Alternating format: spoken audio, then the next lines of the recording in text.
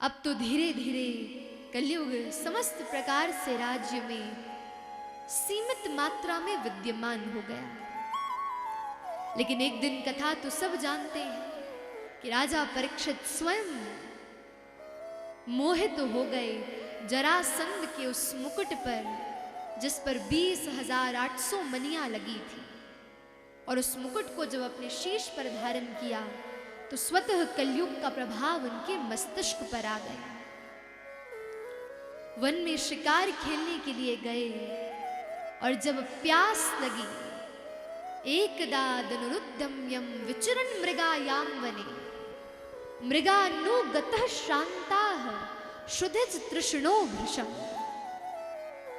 जैसे ही प्यास लगी तो श्रमिक ऋषि का आश्रम था। उस आश्रम में प्रविष्ट हुए, जल की याचना करी, लेकिन महात्मा तो ध्यानस्थ थे और जब कोई प्रत्युत्तर ना मिला, इतने क्रोधित तो हो गए कि मरा हुआ सर्प वह महात्मा के गले में, श्रमिक ऋषि के गले में डाल दिया। कुछ बालकों ने जब ये दृश्य देखा तो दृश्य देखकर सीधे श्रमिक ऋषि के पुत्र श्रृंगी ऋषि के पास गए। और श्रृंगी ऋषि को जब ये भाव पता चला, उसी क्षण वही गंडकी नदी का जल लेकर हाथ में संकल्प कर लिया। इति लंघित मर्यादम तक्षक सप्त में हनि दंक्ष्यति स्म कुलांगारम चोदितो में ततद्रोहम। ऐसा संकल्प कर लिया कि जिसने मेरे पिता का अपराध किया है, ऐसे राजा परीक्षित को 7 दिन बाद तक्षक सर्प आकर डस देगा और उनकी मृत्यु हो जाएगी। जैसे ही श्रमिक ऋषि को यह सूचना मिली कि श्रृंगी ने ऐसा श्राप राजा को दे दिया, उसी क्षण श्रृंगी को खूब भाव कहा, खूब डांटा। अरे पुत्र, धैर्य युक्त होकर जीवन में निर्णय लेना चाहिए।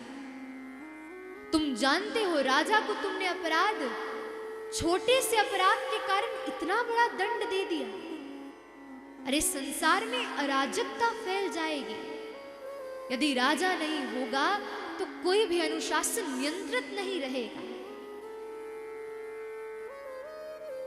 मानो भागवत का तो ऐसा भाव नहीं है, लेकिन किसी संत का ऐसा भाव था कि उसी क्षण से श्रमिक ऋषि ने ब्राह्मणों को श्राप देने की शक्ति से क्षीण कर दिया।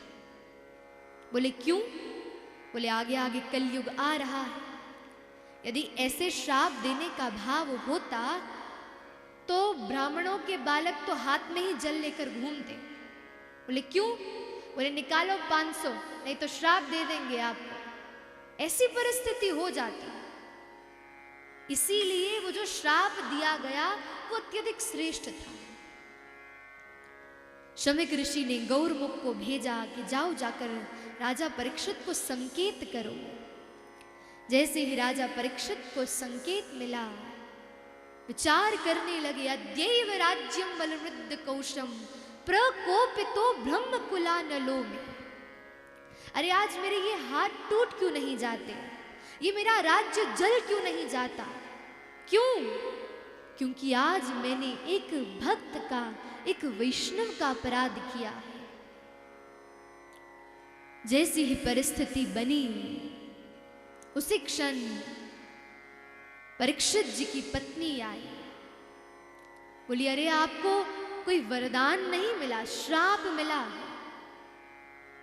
आप तो ऐसे नृत्य करते हैं कि जैसे आपको कोई वरदान मिला हो। राजा परीक्षित बोले ये वरदान करने का ही भाव है, ये नृत्य करने का ही भाव है। क्यों?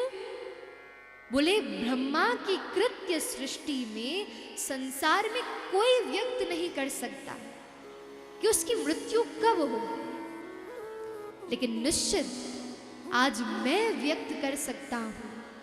मैं कह सकता हूं कि इन 7 दिनों में ना तो मुझे यमराज मार सकते हैं, ना स्वयं ब्रह्मा आकर मार सकते।